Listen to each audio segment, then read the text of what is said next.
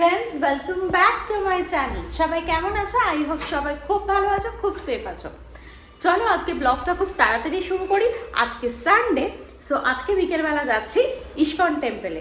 So চলো ISKCON টেম্পলে গিয়ে তোমাদের সাথে কথা হচ্ছে। কোথায় যাচ্ছি আমরা? ইসকন টেম্পল, রাবেট। আজকে রবিবার, দুজনেই বেরিয়ে পড়লাম ইসকন টেম্পলে যাব বলে। সকাল থেকে মনটা টানছিল জানো যে আজকে ইসকন টেম্পলে যাই। ভেবেছিলাম যদি একটু তাড়াতাড়ি যেতে পারতাম, কিন্তু এই যে রবিবার, সারা সপ্তাহের কাজ থাকে অনেকটাই, রবিবার একটু একটু করে জমে যায়। তো সেই সারা সপ্তাহের কাজ সেরে মোটামুটি করে একটু গুছিয়ে দুজনে মিলে বেরিয়ে পড়লাম ইসকন টেম্পলে যাবার জন্য। এটা পিম্পিরি চিনচৌড়ে রাবেটে অবস্থিত। তো চলো ওখানে পৌঁছাই। আমি এই জীবনে প্রথমবার যাচ্ছি এখানে, এর আগে কখনো যাবার সুযোগ হয়নি। চল বলতে বলতে পৌঁছেই গেলাম। আশেপাশে বসেছে খেলনার দোকান। গাড়ি পার্কিং নিয়ে কোনো সমস্যা হবে না, সামনেই ছিল গাড়ি পার্কিংয়ের জায়গায়, যে দেখতেই পাচ্ছ। সেখান থেকে ধীরে ধীরে একটু একটু করে হেঁটে যাচ্ছি মন্দিরের দিকে। আশেপাশে ছোট ছোট দোকান বসেছে, একটু খেলনা, একটু বেডশিট, এইভাবে কিছু দোকান পেরিয়ে গুটি গুটি পায়ে এগিয়ে যাবেন মন্দিরের দিকে। বাইরে থেকেই দেখা যাচ্ছে এত অপূর্ব সিংহদুয়ারটা, কি বলবো। চলুন ধীরে ধীরে এবার প্রবেশ করি, ভেতরে গিয়ে দেখি সেখানকার পরিবেশ। চলুন।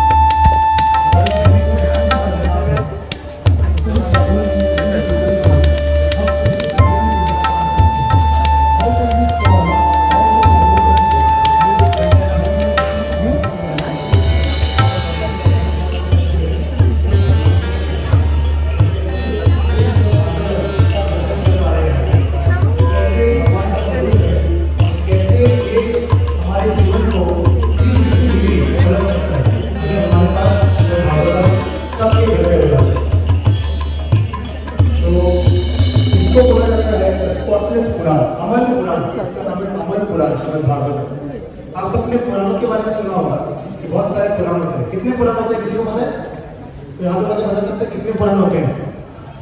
18 पुराण होते हैं, है ना? अच्छा, कितने उपनिषद होते हैं बता सकते हैं? माता जी किसको पता है? माता जी को बताइए कितने उपनिषद होते हैं? 108 उपनिषद होते हैं। भगवद्गीता नहीं, महाभारत।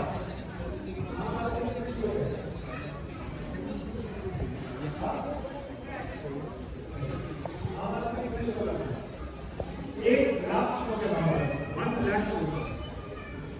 तो ये हमारे जो सनातन धर्म है उसके ये अलग अलग ग्रंथ के बारे में हमने कुछ है ना जाना कि उसमें कितना कंटेंट है अवेलेबल हमारे।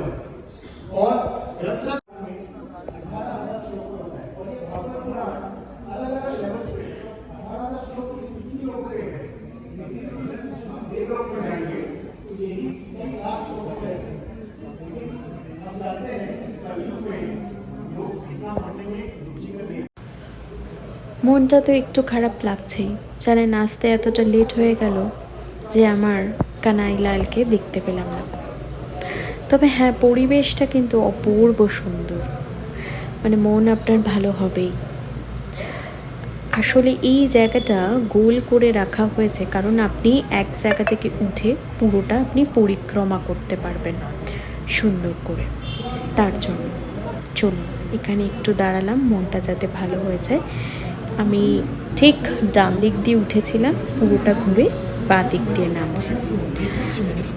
তো চলুন, মন্দিরটা অপূর্ব সুন্দর, মনটা না সত্যিই ভালো হয়ে গেল। আরও একটা কথা, সেটা হচ্ছে এখানে প্রত্যেক দিন প্রত্যেক ভক্তকেই ফ্রিতে খিচুড়ি খাওয়ানো হয়। নিচের লাইনে দাঁড়ালে প্লেট হাতে ধরিয়ে দেবে ওই খিচুড়ির লাইনে, তো প্লেট হাতে নিয়ে আপনি খিচুড়ি সেবন করতে পারেন। চলুন যাই এবার সেই দিকে। মন্দিরে ঢুকেই যে মূর্তিটি দেখতে পাবেন, এই যে মূর্তিটি একটা অপূর্ব মূর্তি, যেখানে দেখতে পাবেন স্বয়ং শ্রী বিষ্ণু শুয়ে বিশ্রাম নিচ্ছেন আর মা লক্ষ্মী তার চরণে বসে আছেন।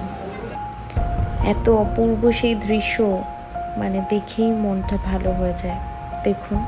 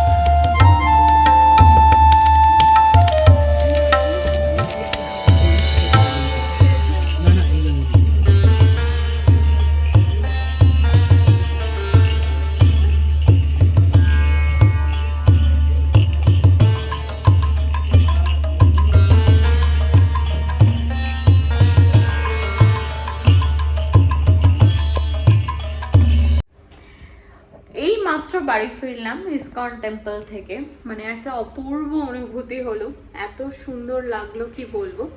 তো তার সময় আমি এখানকার একটা কনডেন্স মিল্ক নিয়ে এসেছি, এটা কেন নিয়ে এসেছি সেটা পরে বলছি। আর একটা এনেছি বাসন্তী। তো চলো, এটা কালকে খাবো, এখন এটা ডিপ ফ্রিজে রেখে দেবো, এটা বাইরে রাখলে এটা ঠিক থাকবে না, কিংবা রাত্রেও খেতে পারি। তো চলো, আজকে ডিনারে আর অন্য কিছু খাবো না, তো এই বাসন্তী খাবো। চলো। রাত্রিবেলা ড্রেস চেঞ্জ করে চলে এসেছি ডিনার প্রিপেয়ার করতে। না, ভারী কিছু ডিনার রাত্রে করব না। আমি এটা 100 টাকা দাম নিয়েছে এই বাসন্তীর প্যাকেটটা, আমি এর আগে কখনো খাইনি, এটাই আমার ফার্স্ট টাইম। তো এটা আমি আজকে খাবো, তাই আমি এটা এখন কাটছি। কালকে পর্যন্ত আর ফেলে রাখতে পারলাম না, বিশ্বাস করো। দেখে এত ইচ্ছা করছিল যে না, একবার ট্রাই করেই ফেলি। তো জিনিসটা দেখি যে কীরকম দেখতে। প্যাকেটটা তো কাটছি। সানডে তো দুপুরবেলা যেহেতু খুব ভারী লাঞ্চ করেছিলাম, তাই রাত্রিবেলা আর সেরকমভাবে খিদে ছিল না। তো যাই হোক, এই যে স্ট্রাকচারটা তোমাদের দেখালাম না, একটা থিকি স্ট্রাকচার, মানে এটা সেই আমাদের কলকাতার দই হয় না, ওয়েস্ট বেঙ্গলে যেরকম দই পাওয়া যায়, মিষ্টি দই অবভিয়াসলি, তো সেই রকম।